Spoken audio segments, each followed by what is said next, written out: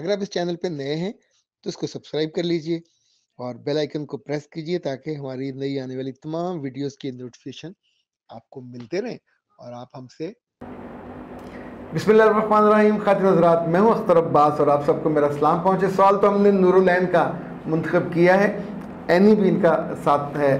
और लेकिन उससे पहले आपको मैं एक मज़ेदार बात, पिछले दिनों हमने एक स्टेटस में एक शेर किया और वो शेर था, एक समंदर है जो तूफ़ान से खुश है, एक समंदर है जो तूफ़ान से खुश है, मेरा भाई मेरे नुकसान पे खुश है। अच्छा, अब ज़रा थोड़ा डिफरेंट टोन का है तो बहुत से लोगों को पसंद आया। हमारे पुराने शनासा जानने वाले हैं, जज रहे हैं, जौहर टाउन में रहते हैं। उनका आधा नाम बता देता हूँ, सईद उनका नाम है, लिखते भी अच्छा हैं। उर्दू राइज के ज़माने में उनके आर्टिकल्स आते रहते थे। अच्छा, उन्होंने मैसेज मुझे भेजा साथ वो क्लिप करके कि देखें, मैं तो आपसे नाखुश नहीं हूँ और मुझे आपके नुकसान की कोई खुशी नहीं है। अल्लाह का शुक्र है कोई नुकसान नहीं हुआ, पर हम उन चीज़ों को सीरियस ले लेते हैं और अपने पे ले लेते हैं कि जो आपके लिए नहीं होती। यानी क्या हम हल्के फुल्के मज़ाक पे, हल्की फुल्की शायरी पे भी सीरियस होकर बैठ जाएंगे? पर बहुत से बुज़ुर्ग हैं घरों में भी यही करते हैं, अपनी बेटियों के साथ, बीवियों के साथ, बहुओं के साथ, और उनकी फिर जान अज़ाब में आई रहती है। तो ओके जी, पिछले दिनों हमने एक क्लिप किया था कि घर में दो बहनें ना दें। इस पे जो इतना ढेर है कमेंट्स का, दो बच्चियों ने कहा कि हम एक घर में तीन हैं और हम खुश हैं। एक ने कहा हम दो हैं, खुश हैं, लेकिन मेजॉरिटी ने कहा कि हमने ये तलखी पी है, ये सही है। जिसे कहते हैं ना, एक्सेप्शन आर एवरीवेयर।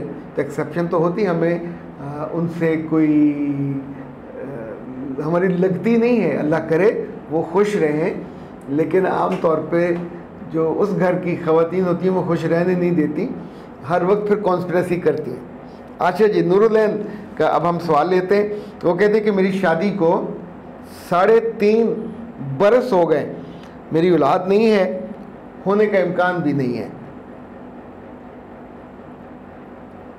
शुक्र अल्हम्दुलिल्लाह। और ये पानी पे कहा, बहुत मेरा इलाज कराया गया लेकिन हर डॉक्टर ने एक ही बात कही कि आपको कोई मसला ही नहीं है। असल मसला मियाँ में है, ना तो वो बात सुनते हैं, ना ट्रीटमेंट लेते हैं, ना लेना चाहते हैं। मेरे दिन भी बुरे हैं, मेरी रातें उससे भी ज़्यादा बुरी। और वो अपनी सास को भी वैल्यू नहीं, यानी मेरी सास को भी वैल्यू नहीं देते और ना ससुर को वो भाव देते हैं।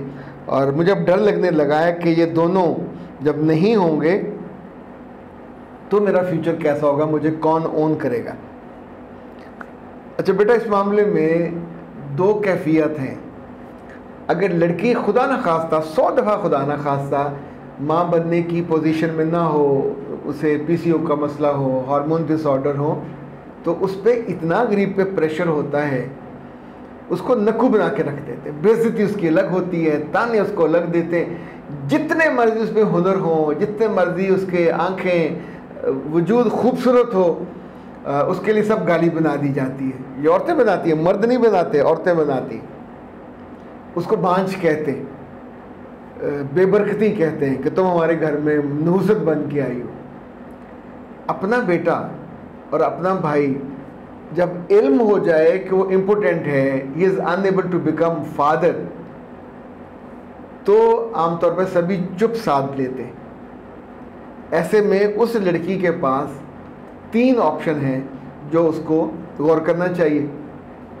और चूँकि अगर गौर वो नहीं करेगी तो बाद में फिर रोएगी।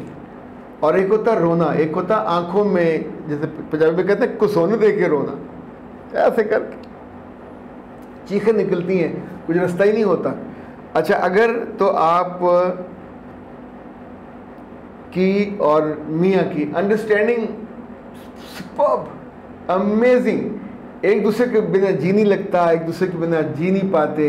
आपके दिन ईद और रात शब रात की तरह गुजरते हैं, वेरी क्लोज।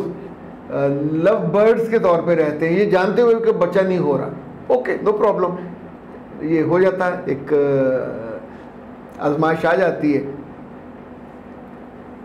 तो पहली बात है कि अगर दोनों की अंडरस्टैंडिंग अच्छी हो, दूसरा दोनों का फिजिकल रिलेशन बहुत अच्छा हो।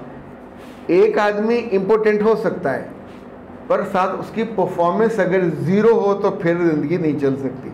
अगर उसकी परफॉर्मेंस ठीक है तो इसका मतलब है कि सिर्फ स्पर्म्स जो हैं वो डेड हैं, वो नहीं पहुंच पाते, बाप नहीं बन पाएगा, इलाज भी नहीं हो पाएगा, पर ये ताल्लुक़ चलता है, चल सकता है, चूँकि as a performer, as a husband वो ठीक है। तीसरी बात, अगर वो लविंग है और केयरिंग है, आपकी आंखों में आंसू नहीं आने देता, आपको तली का छाला बना के रखता है, मोहब्बत से रखता है, तो फिर आप फ्यूचर अल्लाह पे छोड़ दें, इस रिश्ते को चलाएं। मैं 3 बातें बड़ी इंपॉर्टेंट कही हैं, इसको याद रखिए, ये मशरूत है। फिर मुतबादल ना सोचें। अब आ जाते हैं दूसरे पे। अगर मियाँ एरोगेंट है, अगर रात को आपके पास नहीं आता, मियाँ के तौर पे परफॉर्म करने के काबिल भी नहीं है, और एरोगेंट उसकी जो है वो वालिदैन के साथ भी है, उसे घर में ओन ही कोई नहीं कर रहा अपनी, ना वो उस बीमारी को तस्लीम करता है ना उसके इलाज के लिए, ये कुछ अरसे के बाद आपको ख्वार कर देगा। यानी जैसे जैसे आपकी उम्र बढ़ेगी, बाहर की मार्केट में आप ज़ीरो होते जाओगे, तो यहाँ भी वो आपको ज़ीरो, तो ज़हनी मरीज़ आपको बना देगा। ऐसे में बांझ बनने और बांझ जीने की बजाय रास्ता बदल लेना चाहिए। इट वुड बी सूटेबल, जो कि बद लिहाज आदमी के साथ नहीं चला जा सकता। तीसरी सूरत ये है कि कुछ भी ना सोचे, जो हो रहा है उसे होने दें, जितनी बेइज्जती होती है उसे चलने दें, और पर यह कैफियत ज़्यादा देर रहती नहीं है।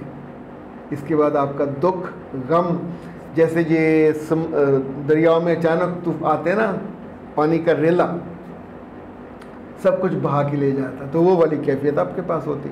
मेरे पास इतने ख़वातीन रब्ता करती हैं, यानी अच्छा अब थोड़ा ट्रेंड बदला है, अब इस वक्त पोस्ट मैरिज के लिए बच्चियाँ बहुत समझदारी से, कि जिनकी ज़िंदगी थोड़ी बेरंग हो गई है, बेजायका हो गई, और मियाँ उनकी तरफ मुतवज्जो नहीं होते।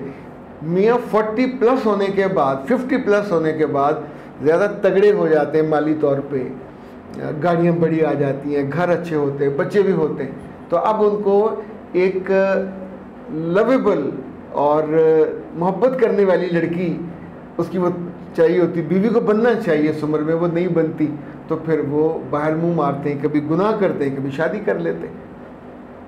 अब ये जो क्राइसिस है ये फिर आपको सहना पड़ता है, तो उसमें बेहतर ये होता है कि पोस्ट मैरिज पहले आप अपना खुद करवाइए, फिर अपने मियाँ को ले आइए। उसमें कई टेक्निक्स हैं, टिप्स हैं, ताकि आपकी ज़िंदगी में जैसे आप देसी घी का तड़का लगाएं तो सालन बहुत अच्छा हो जाता है। तो डॉक्टर नौशीन साहिबा ने ये पोस्ट मैरिटल वीटी सोल्यूशन बनाया, ये आपको मिल जाएगा, और इसके साथ हम आपको पूरी काउंसलिंग करते हैं। अब उसकी डिटेल में आपको इस वक्त नहीं बताना चाहता, 100 लिहाज होते हैं, तो कुछ चीज़ें आप जानते होते हैं, कुछ को इतने सालों के बाद भी नहीं जान पाते। उससे एकदम आपका जो रिफ़्रेश हो जाता है रिश्ता, और अगले फिर 7-8 साल अच्छे निकल जाते हैं। अख्तर अब्बास को दीजिए इजाज़त। अस्सलाम।